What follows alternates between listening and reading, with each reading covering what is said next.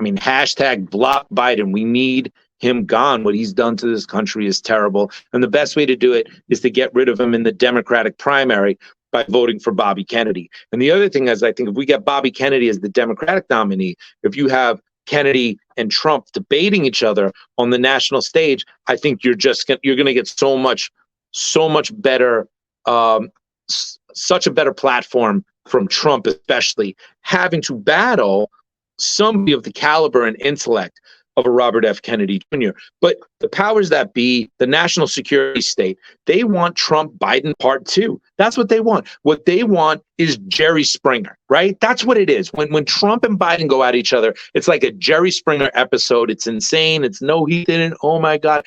It's not real issues. It's not real detailed talk. It's not solutions. It's not plans. So that's why I think Bobby Kennedy is so incredibly important. Even if you're not going to vote for Bobby Kennedy in the general election, he's so much better than Biden, and he's going to bring the conversation. He already has brought the conversation to a much more critical point about real issues that impact the people. But I'm gearing towards DeSantis a little bit. I'm kind of digging DeSantis. I a lot, and what I've noticed too, they doing to DeSantis what they did to Trump. How they plaster him as such a racist and stuff like that, and then they got these sound bites without the whole picture. And I was able to like when they was talking about Black studies and stuff like that. It's not necessarily dismissing Black history, but what they was trying to usher in, because unfortunately Black people, our image, our likeness, and our struggles get used and manipulated to usher in other agendas.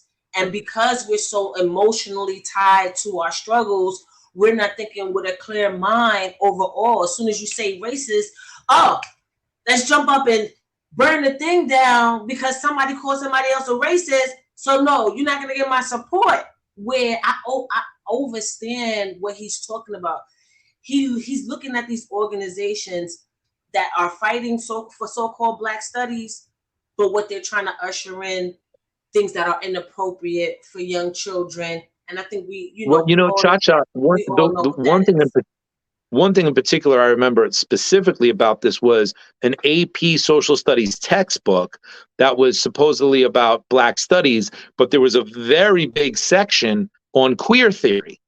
And what DeSantis said was, that's what I want to talk about. And what DeSantis said was, that's not Black history. That shouldn't be a part of the curriculum. That's a separate curriculum. So if you want to bring that curriculum, we need to have a separate conversation about that.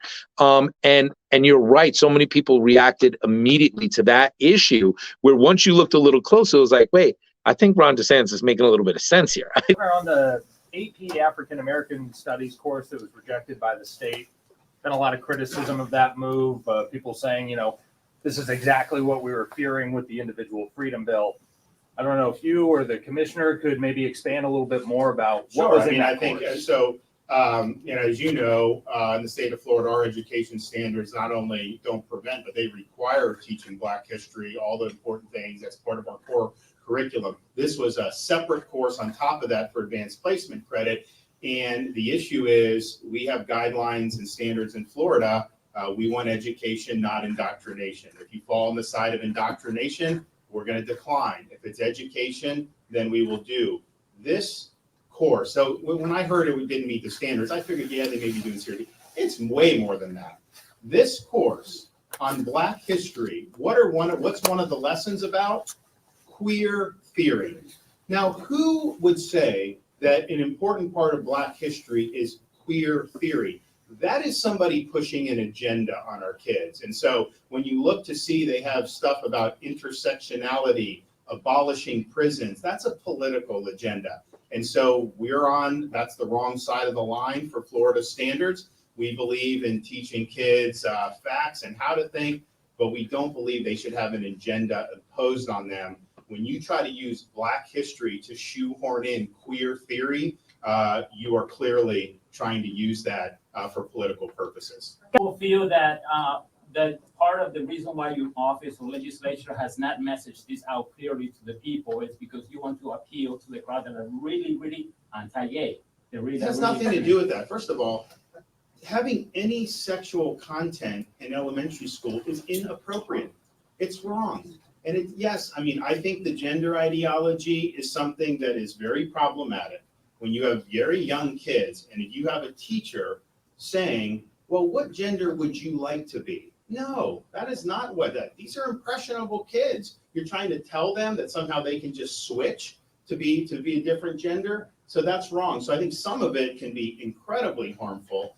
And but at the end of the day, it's not about individuals, adults, whatever. It's about what are you teaching to very young kids? Should we be focusing on gender ideology or should we be focusing on math and reading and all the things that are really, really important? And I think most people think we should be focusing on the latter, not the former. What is the purpose of our education system, whether it's an elementary school or whether it's a public university?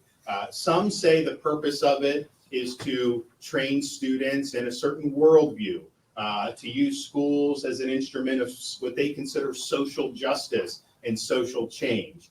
There's others, which Florida believes, that it's really about education in the classical sense. It's about the pursuit of truth. It's about teaching kids how to think. It's about presenting facts to them and then letting them draw conclusions. And so there's a disagreement in our society about what the purpose is. I can tell you most universities in this country have gone in the direction of using education for ideology and for politics, and they've moved away from education in the classical sense. You have people like Crump, the ambulance chaser. I was just on Sedgwick, and he was talking to thousands of people talking about, oh, DeSantis says he doesn't want you to learn Black history. And then you have people, yeah, F DeSantis. And I'm looking like, that's not it. Like, I wanted to leave the concert after that. Like, it kind of ruined it for me. But I was like, you know what? Let me just enjoy the music or whatever. But they do stuff like that. They use concerts. They use big platforms to promote that falsehood of what's really happening, to program you to back them into whatever they're trying to push on the people. Yeah. And I just hope that this time around, the people will be more smarter. I want to give all respect to KRS-One and Simone for making this event, this historic event, happen today. Because today is Black history. You all are Black history. And now more than ever, brothers and sisters, well, them trying to ban Black history in Florida and Texas, we need hip hop to be able to make sure that our children know their Black history. Amen?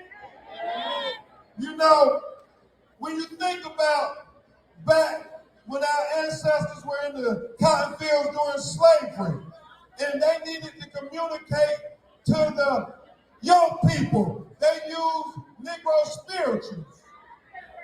But today, when we need to communicate to the youngins, we use hip-hop. So that's why we say hip-hop today, hip-hop tomorrow, hip-hop forever.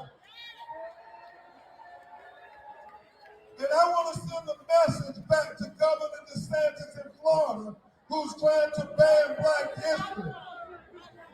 He needs to understand, and I want y'all to say it with me so the media will pick it up. Hip-hop is Black history. Hip-hop is Black history. Hip-hop is Black history. And you can't ban hip-hop. How do you feel, since we're talking about the presidency, how do you feel Robert F. Kennedy would do with going up against DeSantis? Because I think that's a better debate. I think that's a better match. Oh yeah, I think so there's a bunch of stuff there. I think a DeSantis Kennedy presidential debate and election will be so incredibly healing for this country, because you're not going to get Jerry Springer. You're not going to get them throwing mud at each other. It's not going to happen. They have many differences of opinion, but they have general respect for each other, and that's how they would handle it in a debate. So I think that's the best possible outcome that could happen for our country, to see what statesmanship is like again, to see what it's like to be a politician that recognizes you're representing the United States of America. There's a certain demeanor and a certain way that you do that. So I think it would be very healing. I don't think DeSantis has a shot.